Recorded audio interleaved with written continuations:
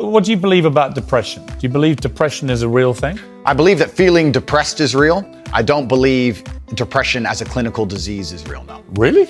Correct. You don't believe people can be clinically depressed? I think PTSD is very real. Unfortunately, I have some friends who suffer from that.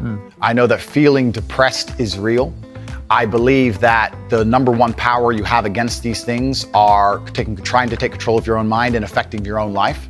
I believe that it's not healthy to hand over all your power and believe that depression is an outside disease that you can't affect.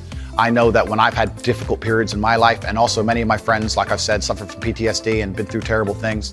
I've lived a very difficult life, and I know people who have, that the things that made them feel better is when they woke up and said, you know what, I'm not gonna allow this to damage me anymore. I'm gonna take responsibility. I'm gonna get up and I'm gonna fight this as hard as I can. Right, and by the way, on that, I agree. So we agree. Right? My favorite speech is the Rocky Balboa one. Okay, so then we agree. No, we did. Here's where we don't agree. Pierce. You don't, hang on.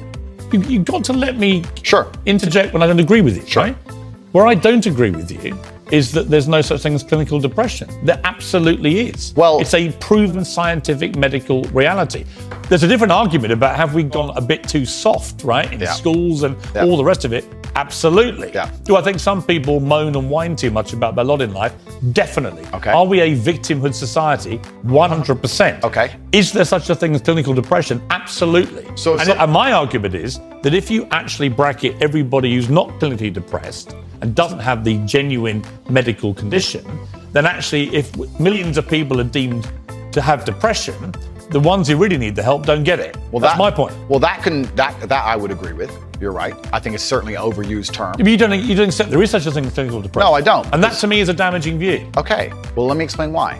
If someone comes to me and says I'm clinically depressed or I feel very, very sad, I would say the first thing you need to do is stop accepting the identity of a clinically depressed person. Stop accepting you have no control over this. And what you need to do is stop identifying that way, and let's work together to try and fight against it. But there isn't an eminent doctor in the world who would tell you there is no such thing as clinical depression. Who would not tell you that some people it's simply beyond their control. Johann Hari wrote a book saying exactly that, my friend. He's not an eminent doctor. No, but he's a journalist. I said depression wasn't real long ago and was attacked for it. Then Johann Hari wrote a book which What's it got to do with Johann Hari? Because he wrote a book proving me right.